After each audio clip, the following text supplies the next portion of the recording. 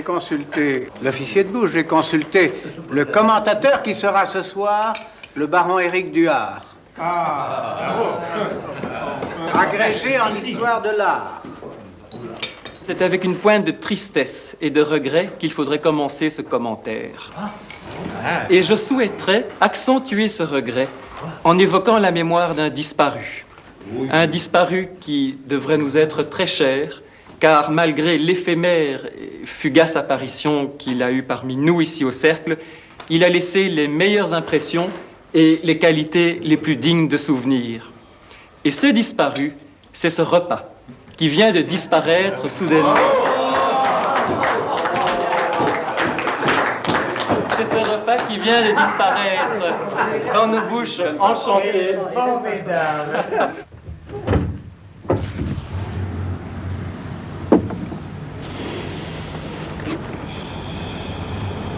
Je crois qu'une âme aristocratique, du moins telle qu'on me l'a inculquée, demande une perpétuelle hygiène morale, principalement, et corporelle.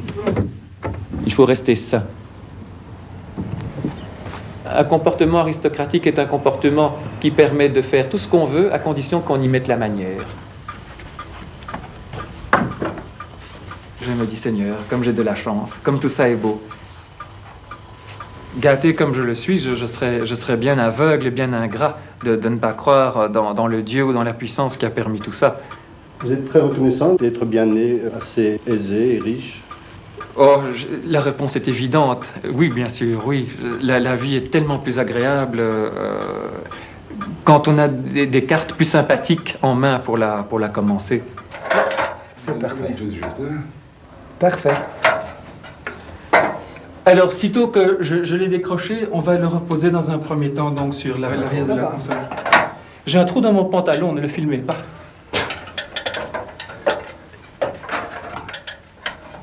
Vous l'avez? Oui, nous l'aurons. Voilà. Vous devez gérer quand même un peu comme il faut votre patrimoine, oui. vos affaires. Il serait criminel de rester aveugle sur tout ça. Il faut conserver l'œil le plus attentif à tous ces détails. Et surtout, maintenant, dans cette période de crise où après le choc boursier du fameux lundi noir, il y a eu pas mal de remous qui ont été apportés dans tous les patrimoines. Mais heureusement, ce sont toujours d'une part, les bonnes vieilles valeurs terriennes, les terres, qui restent le meilleur refuge, et d'autre part, les dépenses que l'on fait pour son plaisir. Je pense par exemple aux dépenses que l'on accorde pour les objets d'art. Je crois que si on choisit un objet d'art avec goût et vraiment avec coup de foudre, tôt ou tard, ça se révèle un très bon placement. Et on est donc en quelque sorte sauvé par ces coups de foudre. Et je crois que dans la noblesse, et en tout cas pour moi, ça se vérifie continuellement. Assois derrière toi, Carlos. Ouais, je m'en fous. C'est pas mon grand-père. Hein. Oh, mais quand même, hein. Je crois qu'on a juste le temps d'emmener l'ancien Louis XIV, justement, au Palais des Beaux-Arts. Oui, d'accord. Nous sommes prêts? On y va. D'accord. Qu'est-ce qu'on va mettre comme prix de réserve? Moyen à vouloir des sous. Oui. Terrible chose toujours, hein? Écoutez, mettons 80 000. Pour le cadre. Pour le cadre. Oui, Pour l'adorer. Pour l'adorer le cadre. Un mot et je repars avec le tableau.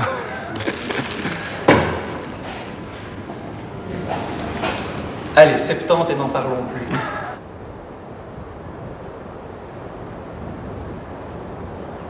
J'aime beaucoup tout ce qui évoque le XVIIIe siècle français.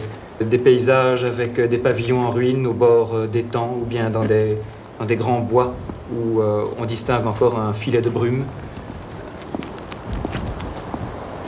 Je vais vous dire quelque chose de très plat, mais la mélancolie est beaucoup plus commerciale. Ça se vend mieux.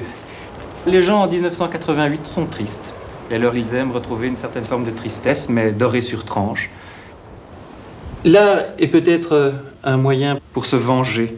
En faisant de la beauté, il y a moyen de dire aux gens, eh bien, puisque vous me laissez seul, puisque vous ne m'aimez pas, eh bien, je vais quand même vous montrer à travers un tableau, à travers une peinture, toutes les merveilles qui étaient en moi, mais vous avez été suffisamment aveugle pour ne pas les sentir ni les remarquer, eh bien, je vous les montre quand même. Comment voyez-vous la fin de votre solitude? Par un mariage.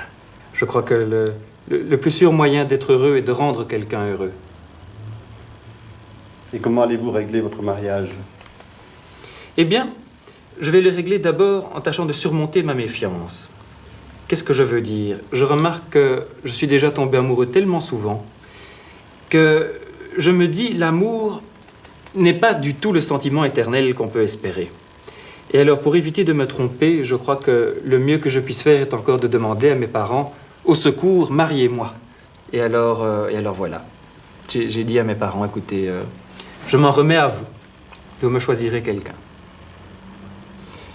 Sinon, vous ne croyez pas à l'amour spontané, à l'amour... Écoutez, de quoi sommes-nous faits? Nous sommes un mélange de boue et d'esprit. Quelquefois, nous pouvons être splendides, être des grands artistes ou des grands écrivains ou que sais-je. Mais quelquefois aussi, comme dit la chanson, les hommes sont des cochons. Et il faut se méfier de ces instincts. Mais je crois que le téléphone... Je me demande qui ça peut être. Voilà. Allô? Alors que je te dise, tu as le choix. C'est un dîner que je donne sur le thème du carnaval. Et alors, ou bien tu viens en smoking, ou bien tu viens en quelque chose de bien extravagant. Oui, et c'est pour ça que je me suis dit que si, mon Dieu, c'était plus ou moins costumé, nous aurions peut-être l'air moins ridicule tant qu'à faire. Ah, j'aime beaucoup, vraiment, j'apprécie. Ah oui, tout à fait dans le diapason. Eh bien, écoutez, je vais devoir être très bref dans mes salutations parce qu'on sonne également, alors c'est le chaos. Qu'est-ce que vous pensez des petites nouvelles arrivées là? Elles ne sont pas mignonnes? On en fera quelque chose, je crois. En Belgique. En drapeau belge. Magnifique. Et où est exactement la partie jaune de ton corps, en dehors de la cocarde? Tu peux pas le savoir. Maintenant, j'exige des compliments. Que pensez-vous de tout ça? Où avez-vous trouvé ce magnifique rideau? Je m'explique, c'est-à-dire il y a un pan qu'on met là, comme ça, qui risque de lâcher. C'est-à-dire que quand on s'assied, tôt ou tard, il y a un pan qui baille. Et alors le courant La d'air... descente risque d'en souffrir. Mais écoute, mais tu sais que c'est épouvantable de sentir tout à coup des vents coulis glacés dans les endroits où on souhaiterait un peu plus de chaleur. Alors j'ai inventé une robe de chambre avec un troisième pan, que voilà, modèle breveté, et qu'on rabat d'un côté à l'autre, et c'est ce qui fait que quel que soit le laisser-aller avec lequel tu te comportes dans tes deux pans intimes, intérieurs, il te reste toujours un troisième pour te protéger gaillardement contre les intempéries, courants d'air, pluie, mousson, vent, tornade, ouragan, typhon, etc. Je suis un génie. Passons à côté peut-être. Nous sommes une classe, oui, disons-le, mais une classe de rêve. C'est-à-dire que la seule chose qui nous unit n'est pas une activité, n'est pas une philosophie, n'est pas un job ou quoi ou qu'est-ce, c'est un climat, c'est une éducation, par exemple. C'est plutôt un mythe. Nous sommes unis par le même mythe commun, qui est le mythe des ancêtres et de la féodalité, etc. Il faut avouer que c'est effectivement l'esprit chevaleresque qui nous a construits. Ça, c'est une émanation du Moyen-Âge. Le fief. Le fief, l'importance de la terre. Et à mon avis, c'est ce qui nous rend particulièrement proches des paysans. Le goût de la terre. Je crois que les gens qui pourraient le plus facilement nous comprendre sont les paysans. Tu n'as pas, probablement. Le goût de la terre chevaleresque, c'est-à-dire vu du haut d'un cheval. Il est mauvais, il est mauvais. Comment va ta galerie actuellement? Je n'ai pas été voir. Je ne sais pas, j'étais très pris par toute espèce de petits problèmes à régler dans la suite de la disparition de ce cher oncle. Ah mais oui, c'est vrai, mon Dieu. Il est encore tout chaud dans son sapin. Mais on l'a mis dans du chêne, parce que Ah oui. il était directement intéressé. Ah oui. Je me souviens que je disais de toi qu'habitant le fin fond du Condro, tu avais de si beaux yeux pour des yeux de province. Ah, encore. Tu craques? Oui, tout de suite. C'est pas croyable, c'est pourquoi les gens craquent actuellement. Bon, si ça marche, pire peut marcher aussi. Et enlève Je ne permettrai aucune attitude orgiaque ou à caractère charnel sous mes yeux. Donc, qu'on se le tienne pour dit. Bon, Eric. Elle a tout À à moins que je ne Pour une participe. fois, on fera un effort. À moins que je ne participe. À quoi reconnaît-on qu'on est amoureux? Ah, ça, je suis mal placée sur les gens. Tu n'es pas amoureuse pour le moment. Même pas de moi. Toujours un petit peu. Ah, C'est quelque chose d'admirable d'aimer. Et c'est quelque chose de très satisfaisant. Mais c'est un sentiment paresseux, oui. Ce qui demande de l'effort, c'est de faire en sorte que l'autre vous aime. Moi, je trouve, c'est d'ailleurs, on en touchait un mot là tantôt, on n'accorde plus assez d'importance au tact, au plaisir de sentir la chair frémir sous ses doigts, réagir d'une émotion Vas-y, je t'en prie. purement charnelle. On ne se touche plus, on ne se touche pas depuis un siècle. On ne se touche qu'hypocritement. On ne passe pas son temps à appuyer nos propos d'accolades diverses. Oui.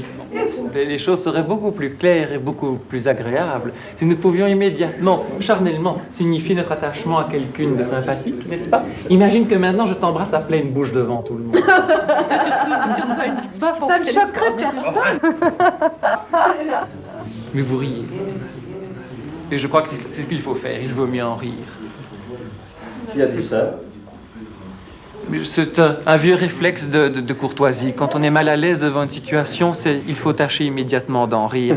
Et un très bon exemple, c'est quand on trébuche quelquefois dehors dans la rue, contre une dalle du trottoir qui dépasse ou contre n'importe quoi. Et bien on voit tout de suite, si on a affaire à une âme d'aristocrate ou à une âme commune, le plouc moyen va montrer qu'il est furieux et il va partir vite gêné, tandis que quelqu'un qui aura plus d'humour, comme je pense que nous en avons davantage, sitôt on aura trébuché, sitôt on va éclater de rire, je crois. Écoute, un peu de musique et puis on se tire. On se tire avec ta bénédiction, mais pas avant. Mais cette voiture, je la lui ai rendue au mois d'avril, mais il l'a vendue aujourd'hui, 2 semaines dernière, au pont funèbre Utois. Une fortune.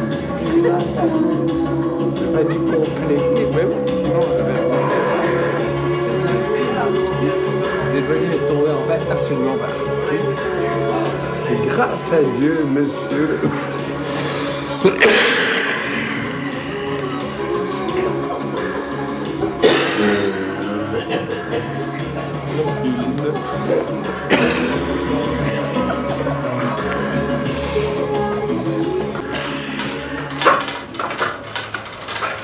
Alors, comment avez-vous trouvé cette soirée? Mais et vous? Ah, eh bien, ce sont des gens que j'aime beaucoup, en fait. À force de les voir longtemps, on finit par connaître leur réelle qualité et on parvient à reconstituer tout ce qui se cache derrière, souvent cette frime et ces masques et ces façons d'être quelquefois artificielles. Et on découvre que ce sont des gens qui ont souvent une sensibilité, quelquefois d'écorché vif. Et à leur façon, ce sont aussi des artistes, je crois. Il y a ce malaise qui est derrière cette frime, peut-être. C'est parce qu'ils sentent qu'ils ne servent plus à rien maintenant, me semble-t-il. Je crois. Et vous-même, vous avez cette sensation? Personne ne me demande, en tout cas, de servir à quelque chose. Vous aimeriez? Ah, c'est ça qui donne la justification d'une existence. Par exemple, un médecin, c'est le fait de sauver des vies qui peut justifier sa propre vie. Mais nous, c'est une question qu'on évite de se poser parce qu'on n'en connaît vraiment pas la réponse. À quoi servons-nous? Quelque part, vous cherchez à faire illusion. Oh, je crois que ce dîner vous a donné la réponse.